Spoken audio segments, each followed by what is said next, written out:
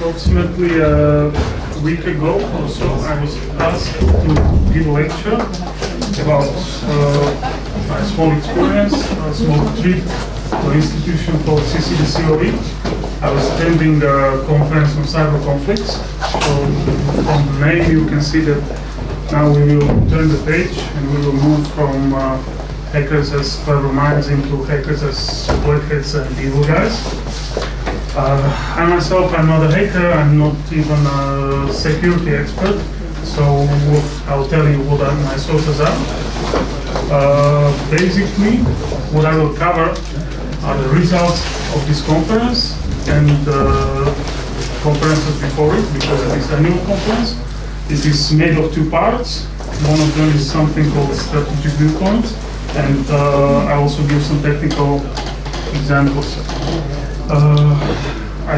I wanted and I decided that I will put the moral story behind this problem somewhere else. I don't want to argue whether it's good or whether it's bad or whether it's evil. Simply is, and we have to deal with it.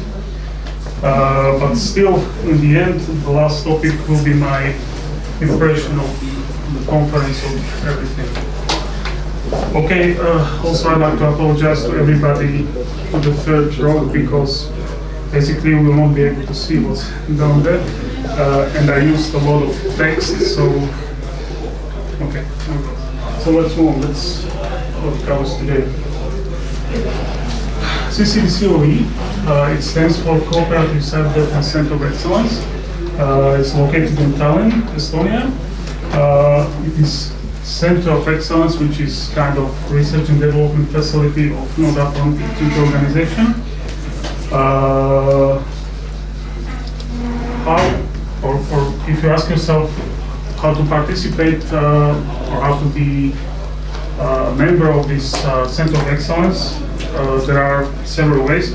Of course, if you come from a member state of NATO and you work for the government and work for the, for example, Ministry of Defense, and they have relationships with this center, you can ask your boss and maybe you can get it there. Also, it's open for non-NATO nations, universities, research institutions, and business as contributing participants. If you look at this list, you can see that contrary to general belief that everything around NATO is kept in secret and there is big secrecy, it's not true in this case. They were very open and I was very surprised. What are they doing? It's here in the bottom. You don't see it, it's not very good.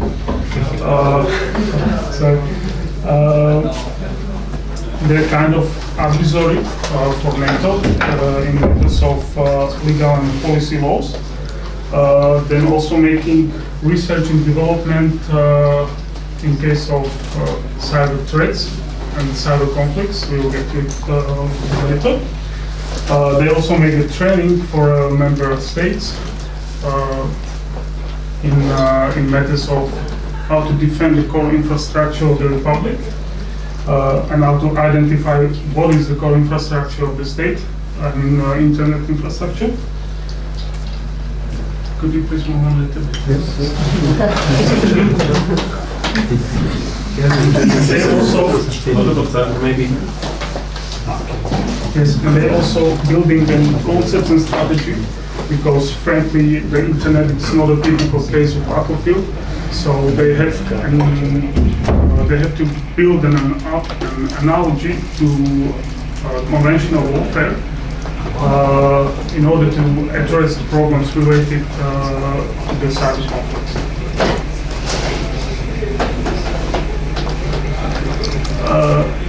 The center itself has been established in 2007. Currently the member states are listed here. Very surprise for me when I saw it first time is that Slovakia is one of the first member states. The center is funded by these member states. Also, one of the surprise for me was that Slovakia actually is in the research and development. Don't laugh. That was written on the booklet, I believe. Here is the webpage. You can take a look at look at it for yourself. They have also a Twitter account. Very nice, very open. So what are they doing there actually? And what are the outputs of them? Of course, books related to security. And then they have a set of exercises, which is basically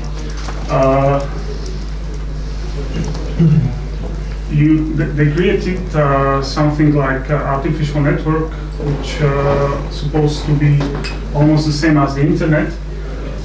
They simulated a core infrastructure, which means some kind of government or military servers, then routers and such stuff. They had a red team and a blue team. Blue team was responsible for defense, and red team was responsible to hack the other system. Yes, I almost forgot. One of the important systems and core are so-called SCADA systems. It stands for Supervision, Control, and Data Acquisition, which basically a very, very big thing which controls, for example, traffic or electricity routing or air traffic or something like this. And one of these exercises, if I'm not mistaken, it was Baltic Cyber Shield. They had these two teams. They had a real SCADA system behind which they put electronic device which simulated power plant, and the red team managed to get inside. The red spark came out of the power plant, so they throw it away, blow it to the air. And actually they did it. They managed to get there, and there was some red flying around. So basically this is sort of exercises they're doing with experts on all the member states, and I try to teach them what they should look for, what are the symptoms of an attack, and how to behave and how to react. Except of exercises, okay, what I said was about, let's say, this one. The other one is focused more on the other topics. Then there are also some technical courses which are, frankly, I was surprised that they publicly said that they're doing something like that. I'm not sure most of you probably know what the botnet is. If not, I will have a small words about it in a minute. They're making technical courses for people about botnet infiltration, which stands on reverse engineering of malware. Then they have a course how to attack and defend the IT system. It's made of it's based on capture the flag system, which is somehow you have the server, you need to protect it. You need to have a set of sensors, one side again, and the other side has a set of tools, and one side wants to defend it and the other side wants to put it down.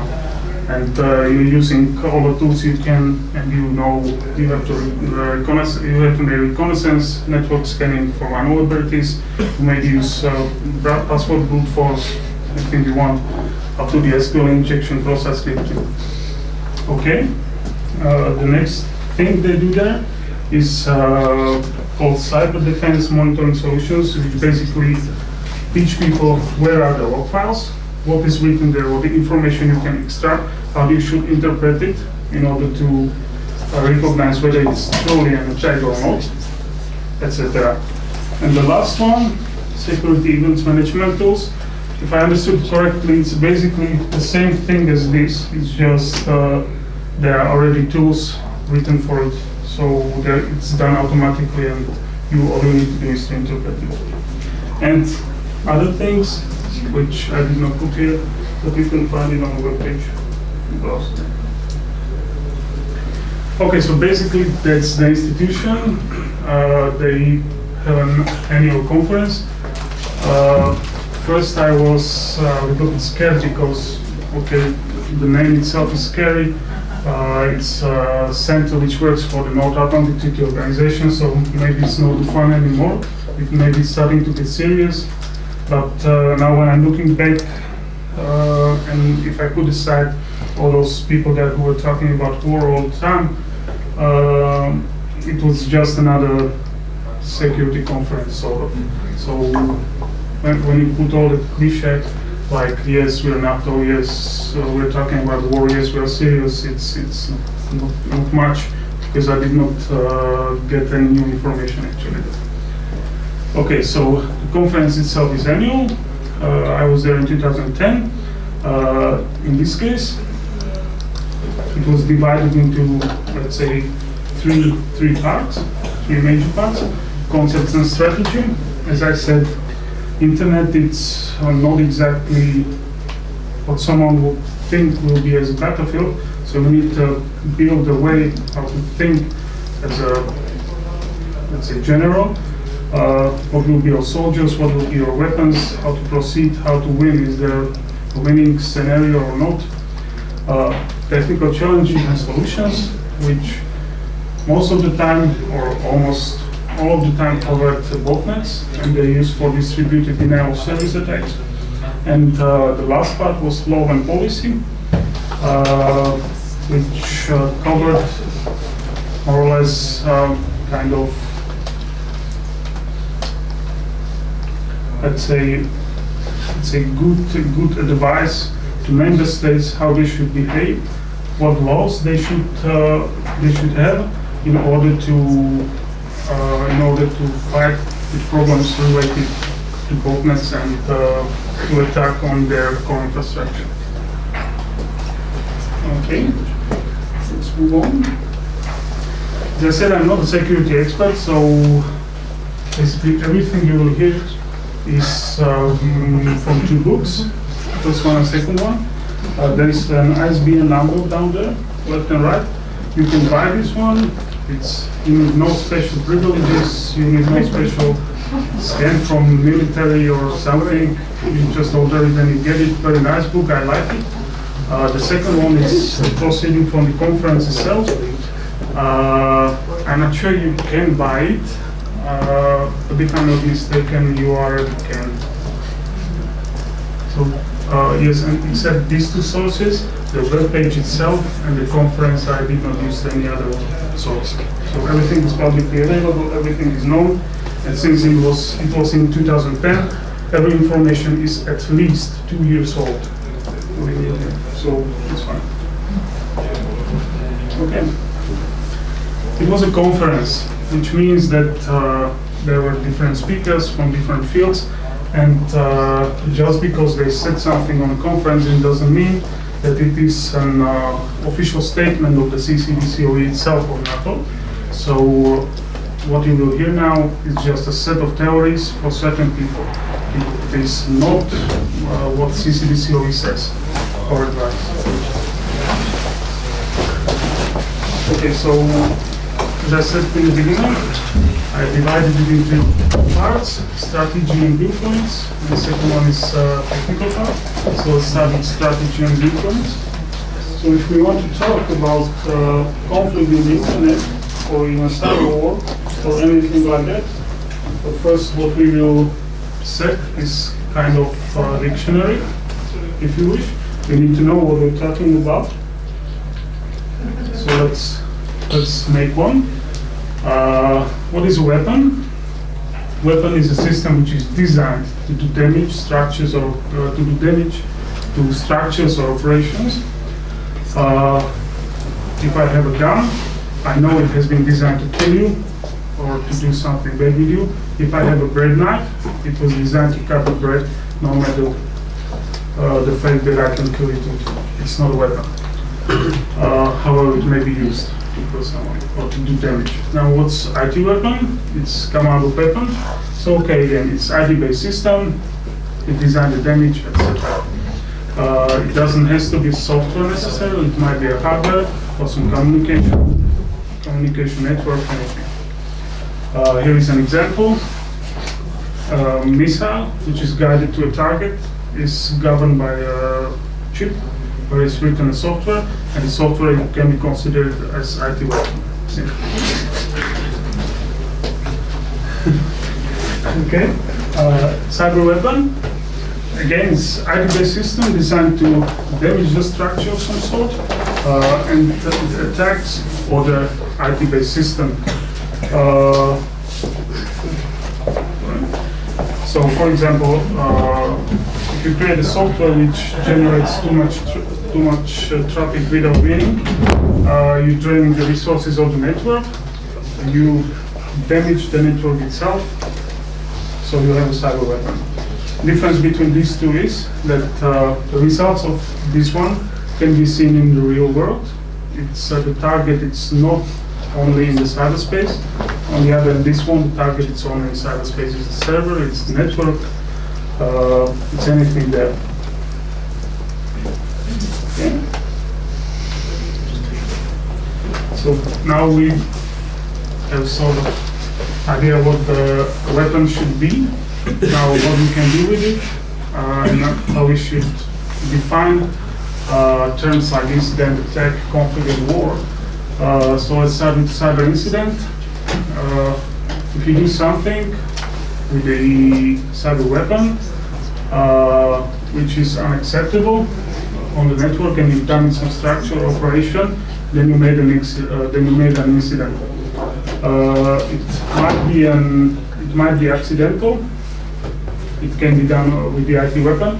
For example, if you have a server, you run around and you kick the plug out of the server, so there is drop down of the power. You created the cyber incident. It's accidental, nobody wanted it, so it's not a really big deal.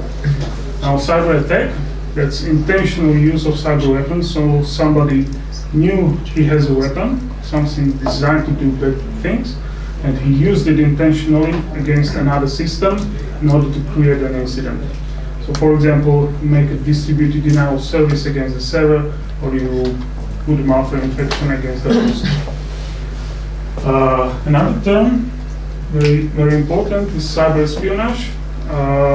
It's the way how to use cyber attacks in order to retrieve some, in other way, confidential information. Some kind of sign of cyber espionage is that it not necessarily needs to damage the system. In most of the cases, you don't want to damage the system and you don't want to be noticed at all. There's the difference in the cyber conflict. When you basically do the same, you're using the cyber attack in a specific way, and you're really damaging the system. And at the bottom of all is a cyber war, which is basically cyber conflict between two states. What I need to say is that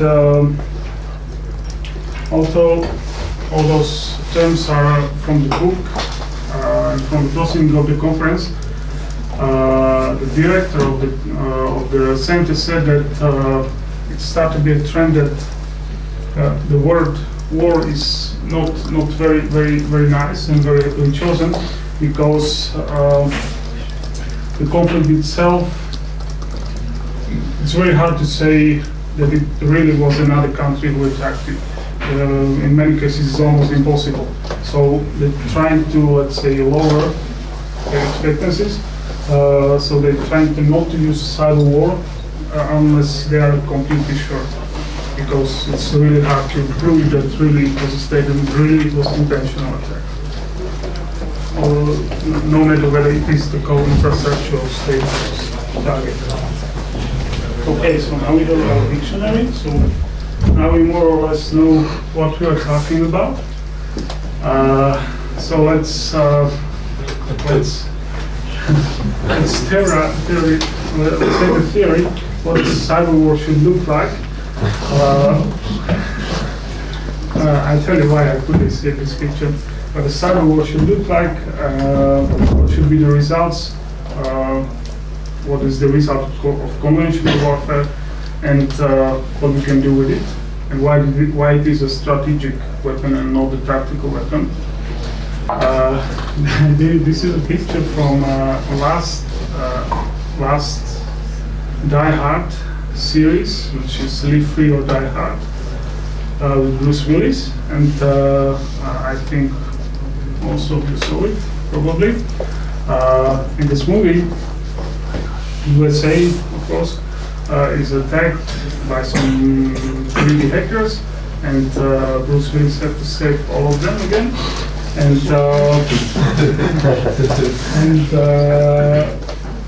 the way how the USA has attacked this, that hackers cut off the government from the rest of the network, they cut off financial institutions, they cut off emergency lines, so there is no way you can do, there is panic and chaos. And the young hacker there uses the word fire cell for this situation, which is kind of attack on every vital system of the network. And in reality, it's it's not so far from reality as we might think. It's more or less the same. What we should realize, or what a person who wrote this think, is that the society turns to a set of individuals who do not believe too much, do not trust too much themselves, and they trust more on technology. Another thing is warfare itself. In a network,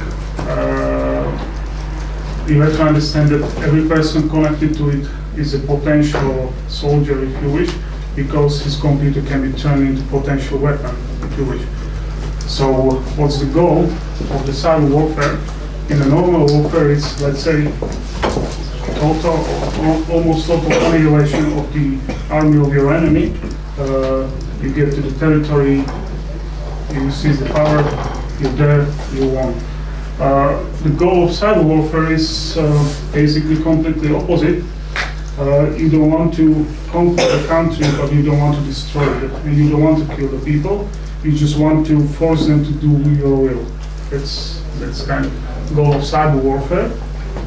And of course, the motives are political or self-preservation, because you're defending yourself. So, what do you need in order to make a cyber war? You need, of course, tools. I took here an example of botnets, but it's not only botnets. You need knowledge of, let's say, 0 days exploits. You need knowledge of malware viruses.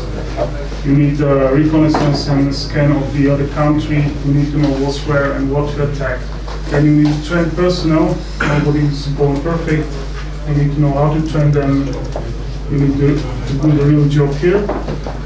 What I liked about this article and about this guy is that he used the word patriotic hacker. So he actually expects that people who, let's say, doing security at home will participate in defending of the country. Yes, they are at the lowest level possible, but still he does. Also, there is use of white and black hats to do the job, and in the end, since it's war, any means necessary are good. Now, what we should do and what we should expect when we're going to make a cyber war. Okay, as I said before, people rely extensively these days on computers. Gas, electricity, most of those systems are run by some SCADA system.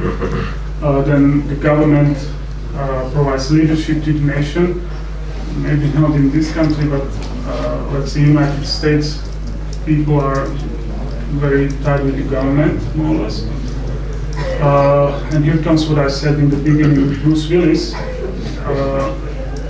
The way that has been proposed to make a cyber war, it's called Trinity, which is simultaneous attack at 3 key systems, or 3 key parts, which is military, command and control communication networks of the country, GPS logistics networks. Then you have a government, which is emergency responses, NSA, media hijacking.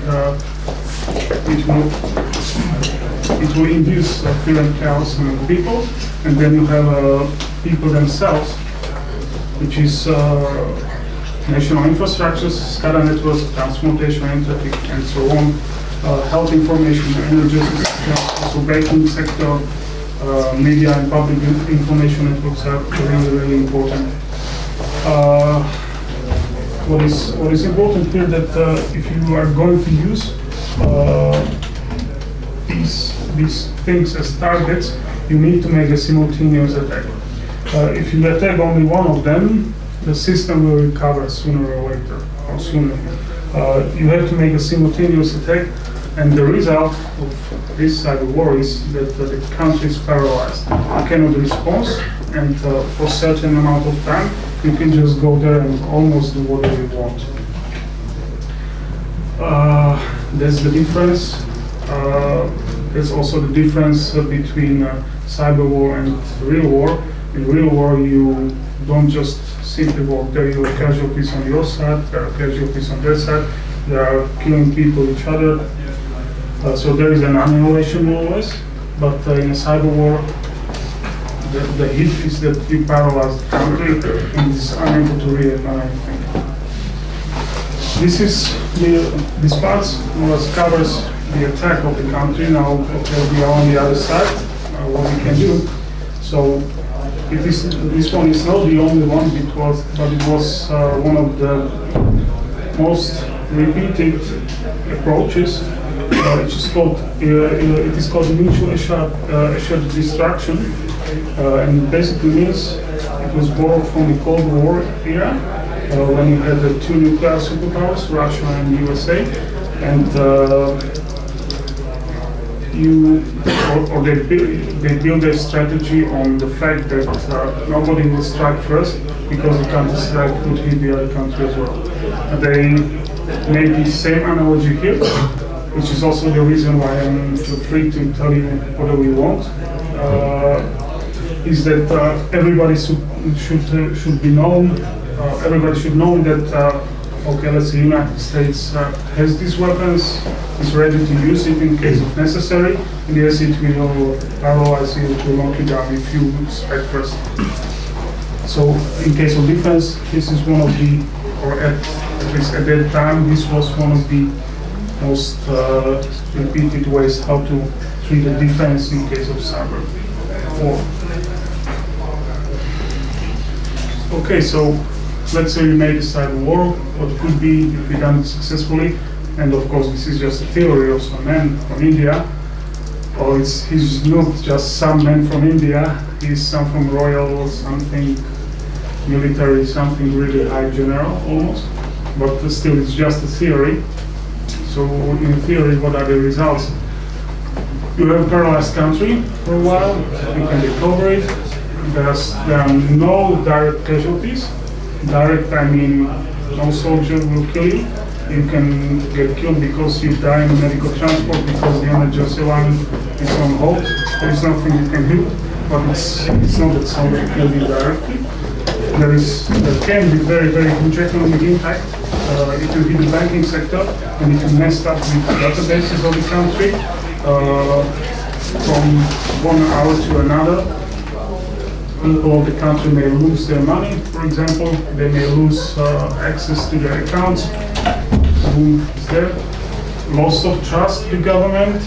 There is something really going on. You see that you cannot reach anything until government says nothing. In fact, it's not the problem of the government. In fact, it's the problem that their service has been attacked. There was no proper response for it. What to do with it? What we can do with the cyber war and what we can achieve is that since we have a chaos, it's a good chance for a change of political power, for example, in the country. And since it only holds for a while can be long enough, but eventually the country will recover sooner or later.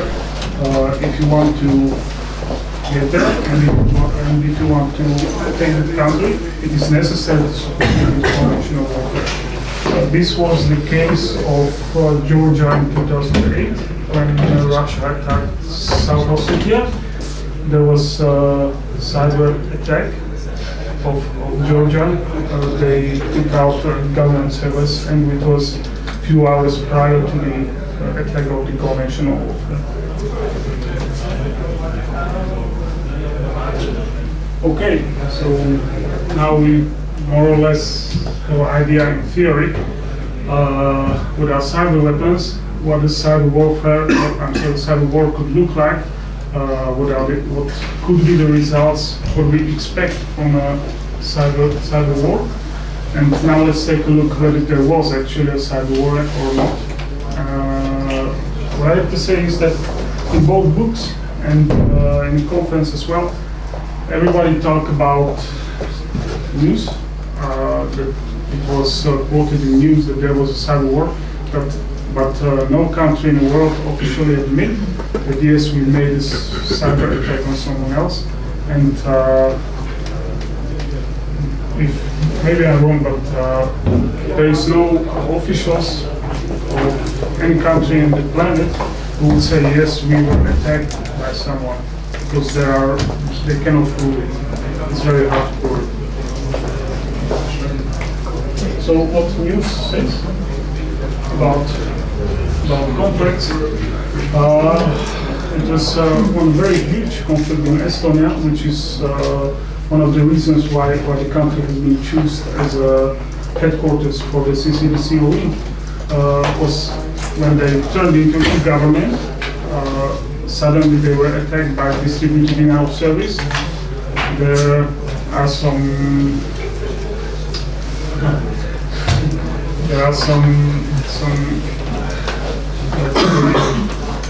let's say hints that the country who made the attack is Russian Federation. But of course, nobody officially said that. It's just a newspaper.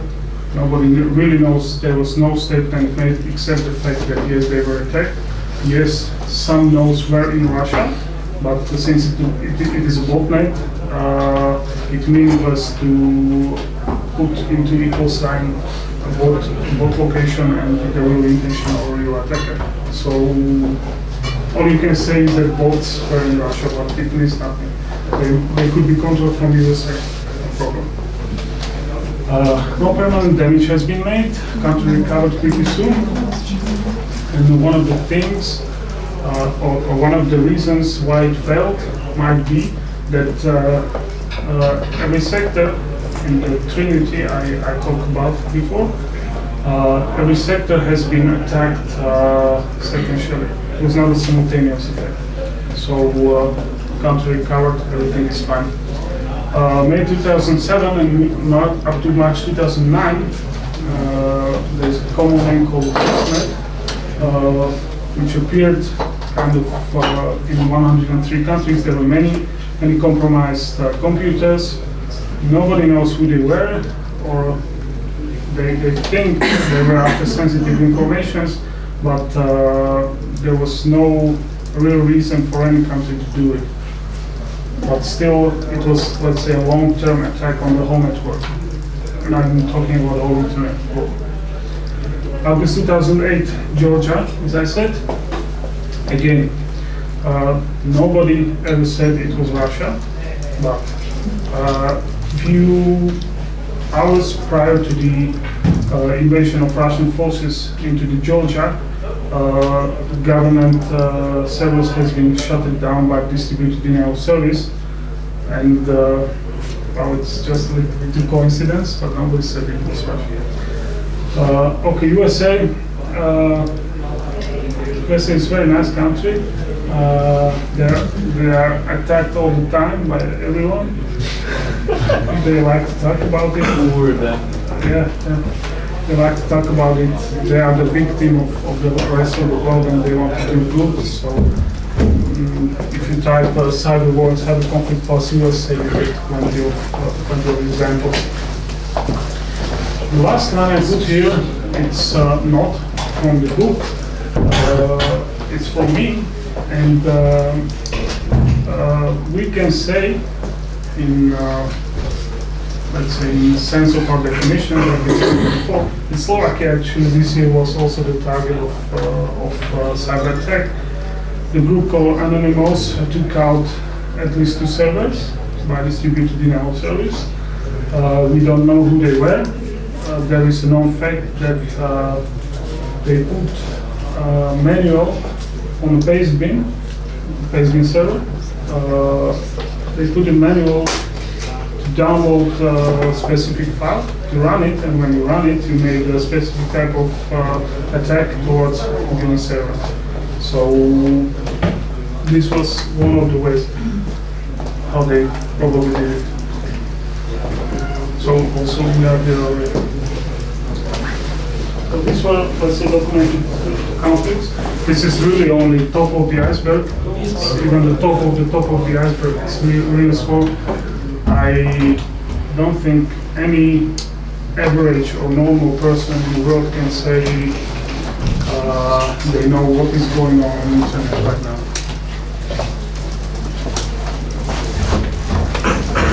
Okay, so what are the problems with identification of such an attack? First of all, there's lack of definition. What is cyber war? We said, okay, you are attacked by the other state, but how do you prove that it was the other state? Maybe it was just a kid in the garage who is very clever and did all this. Maybe it's some terrorist group, maybe it's somebody else. There's simply almost no way how to prove it. Although some hints, they say it is a cyber war, it may be completely different. This is really an attack. This is interesting story behind this. We have a, let's say, major internet newspaper called Sme.sk in Slovak Republic. And I don't remember the reasons, but there was some big news in the world, and also our newspapers reflected to the state, so they published an article. They keep it updated all the time, and Slovaks get interested, so they started to watch the article. They hit 6,000 connections per minute, and server went down. It was not an attack. People were simply curious. They wanted to know the information. There was nothing wrong. It was not an attack, but server went down. So this question is really an attack. Maybe it's not.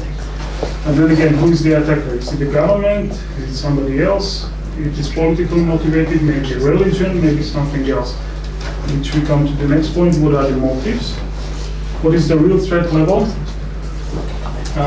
If you are site administrators or administrators of something, some servers, you probably know that if you keep open port 22 for SSH connection, very soon you start to have in your log files dictionary attacks from sites all over the world, China, USA, anything you want.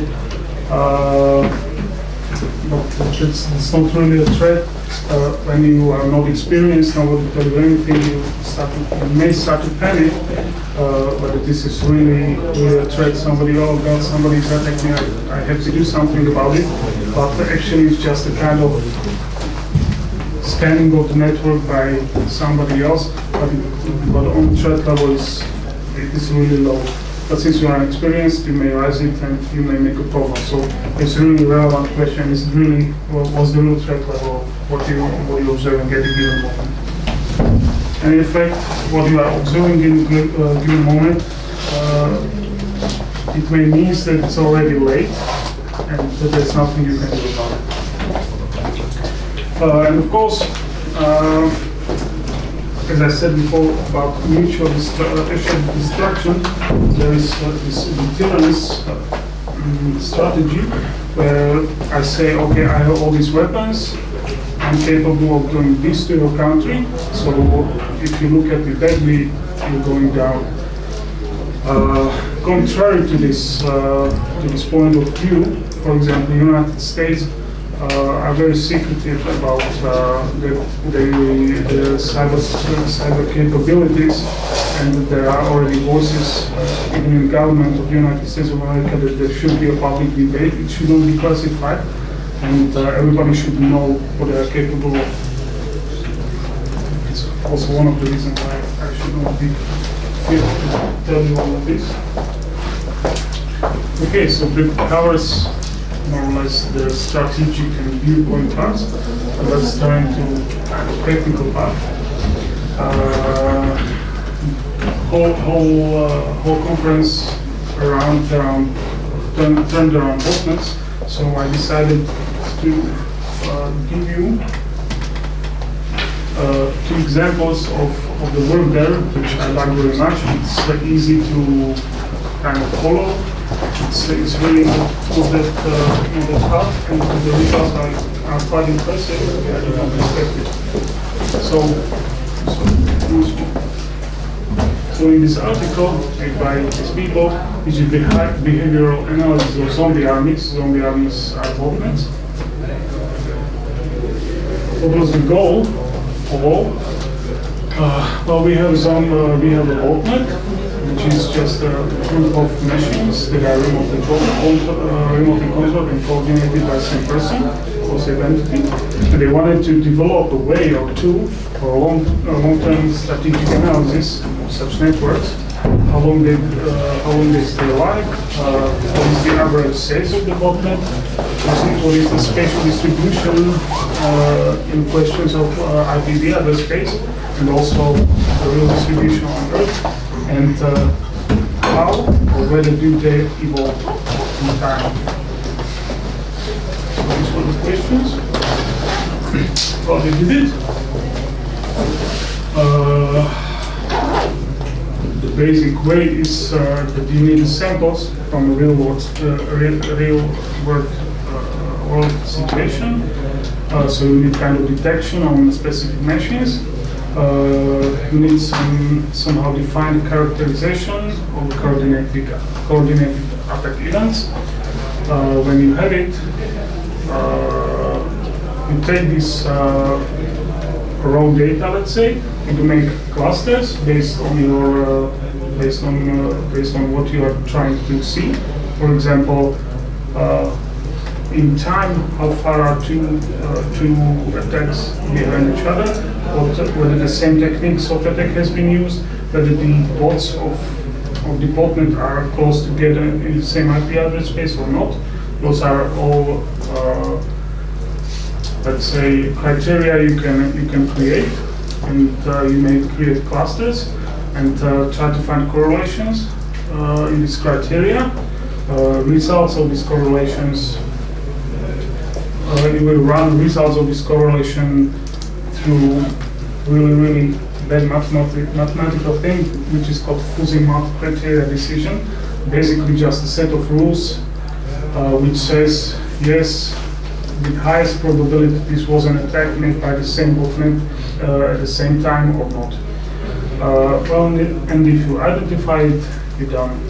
So this is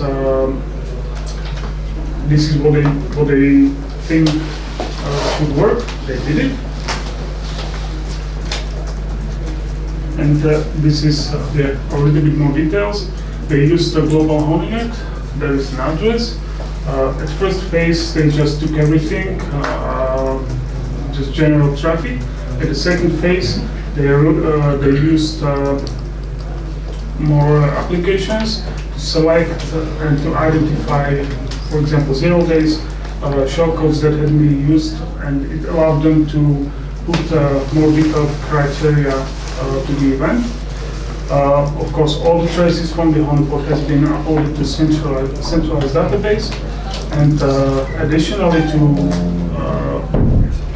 information from the sensors, they had another information which naturally comes with the connection itself, which is like IP address and your location of the botnet, the reverse DNS sign or as fingerprint, and so on.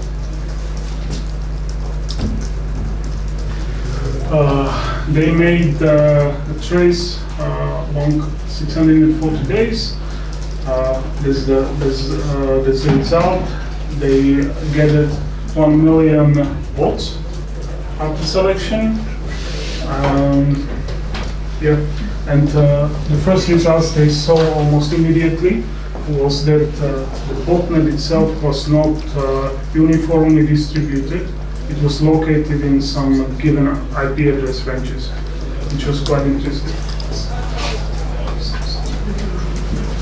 Okay, here we have the way how they choose what information to keep and what not. So they call it attack events, these clusters. They were focusing on number of IP addresses, targeting on sensors, number of packets, calculation, what port sequence has been used, and so on. And it's natural to think that if you select your criteria properly, then the targets, the bots you find with a similar criteria belong to the same thing, to the same attack. So this is concept of an attack event. That's the event you can see there. So it's some kind of like a subset. Then you have a profile. Then you have sensors, which is basically codes and zero-base and shortcodes that have been used, and time window, which is time between two consecutive attacks. So we got all these informations. They create something they call knowledge discovery, which is basically they took this event, they extracted informations based on origins, digit, and so on. This stuff just means that since your vector is made of more than 3 variables, you cannot visualize it very nice in a 3D. So you have to create some kind of projection to a 3D space, but still you want to keep all the information. That's what this thing is about. Almost last one is the classifier, which says yes it was attacked, yes it was the same botnet or not. And the last one is analysis, which says okay, how many nodes are in the attack, how long it took, how long the botnet lived, and so on. Okay, this is the great mathematical thing I was talking about. I'm not going too much into details. It's just as you can see, you have your inputs, which is just your vector. There is some simple rule like if this is something and this is something, then the result is you get when you put it through this, you get a set of results, and then you make just an average of it.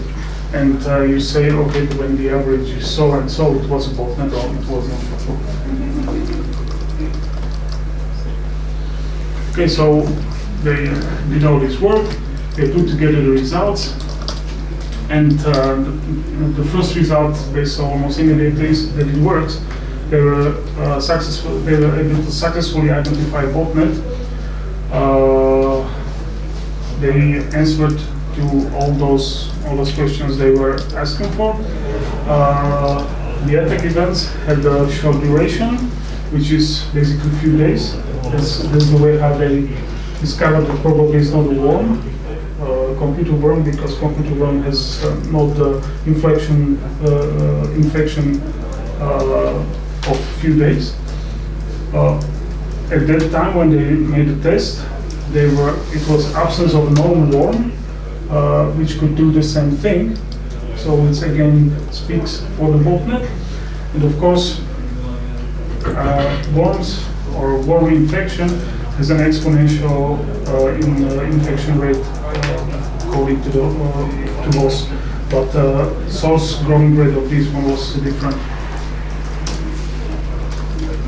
Results number 2, which is basically what they were asking. Mean lifetime 98 days.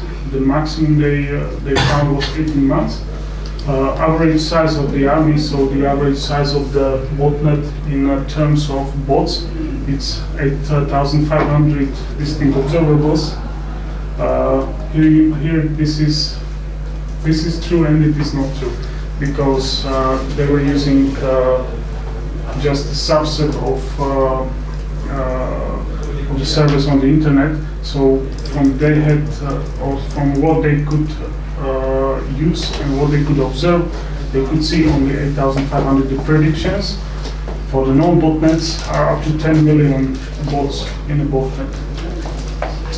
Okay. No matter what were the selection routes, the distribution of the bots within the IP range was not uniform all around the globe, but it was tended to be in the clusters, very tight.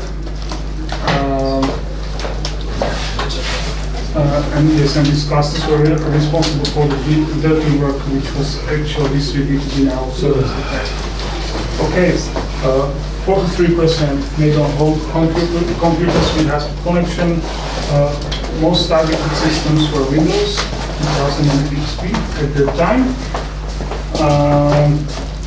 you could see from the results that the scanning of the network and the actual attack has been coordinated. There was someone who said, yes, we are now going to scan it, and sure after there was an attack. And there were also botnets with significant attack capability, which means that they knew the vulnerabilities of their systems very well.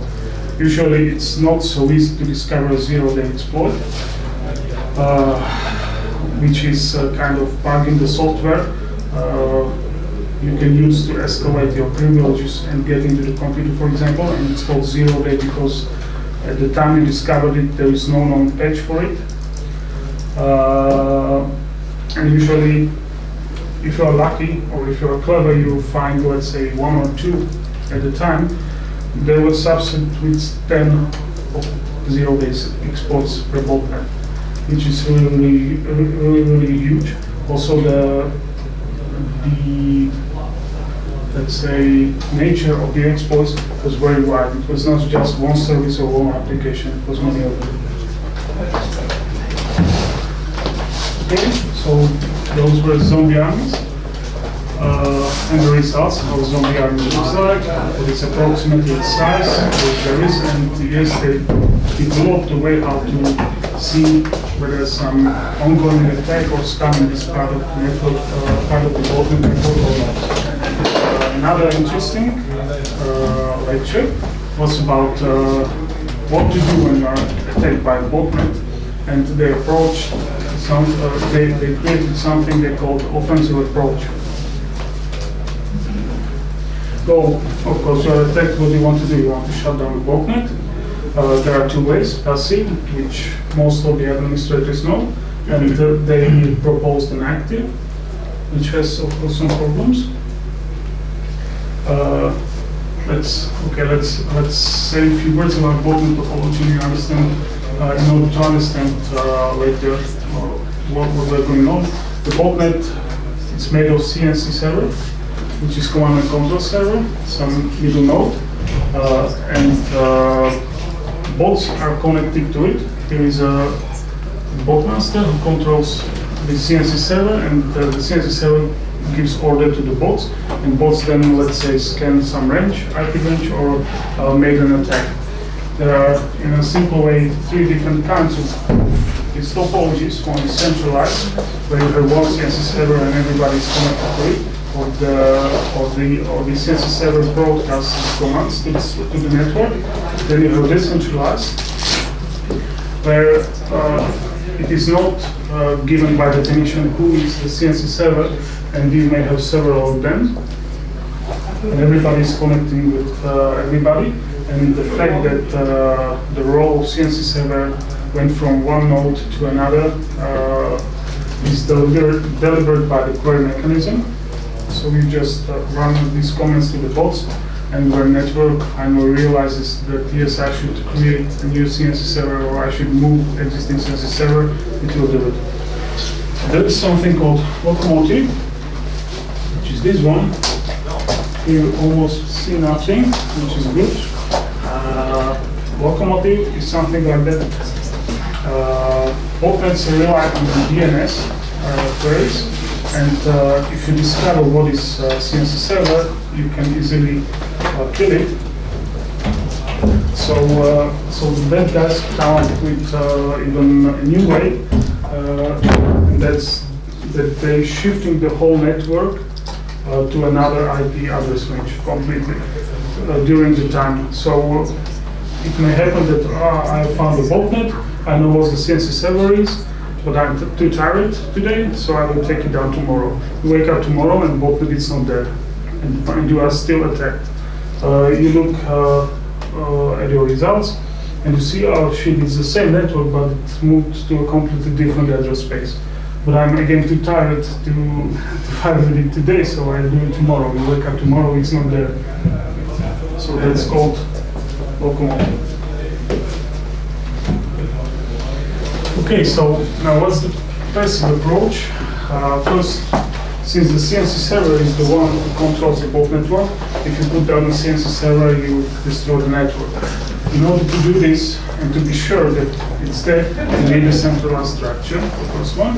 You need to know what the CNC is, and you need to cooperate with your internet service provider. Another way is to synchronize traffic, which basically means, again, you're talking to your ISP. You tell them, okay, these IPs are attacking me. You can take a look at these routers, and you can reroute this traffic from these IP addresses to a specific service, which basically means that you can identify what you should drop within this traffic and what you should not drop, and it starts to drop packets from those IP addresses. The result is that suddenly there is no more attack because all the traffic is dropped, or it's rerouted to some server which just taking all of the stuff and dropping the packets.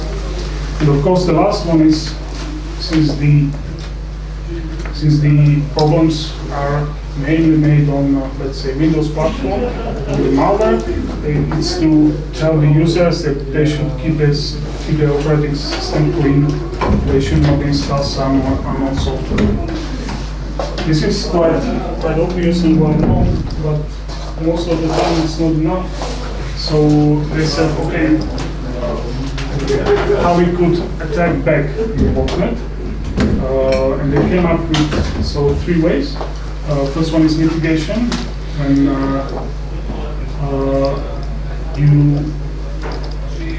you identified the way how you are attacked.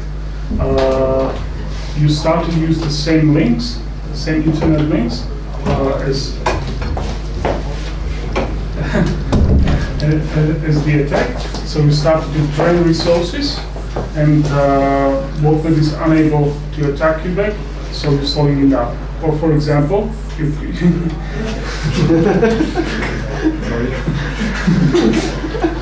for example, you make an attack towards the CNC server. It's the one who gave orders, so the rest of the botnet cannot live with it, so it will stop attacking because there are no orders. Another one is manipulation, which basically means that you can pretend, I'm a CNC server of your botnet, which you are not, and you can say, you can send false commands to your bots to, let's say, stop attacking, or start attacking someone else, or start attacking some other CNC server. In order to do this, you need to know the communication protocol between the bots, because botnet is also just kind of peer-to-peer or client software, client server software. So there must be some communication between them. You need to know protocol. Ideally, it should not be encrypted, because when it's encrypted, you're fucked. There's nothing you can do about it too much. But still, you can act as one of them, inject false command, and it's done, or more or less. And the last one is, let's say, the most deadly, if it's done right, is exploitation. Botnet is software. As any other software, it has bugs in it, so you can find exploit of the botnet and use it against it. This proactive approach, no matter whether it works or not, it has real legal and ethical aspects. First of all, you're destroying evil by becoming evil. So it's a question whether you should do that.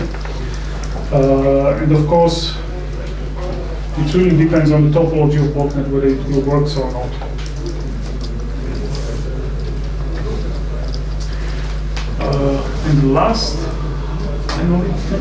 And the last thing that I would like to talk about, this is not going to be too much technical.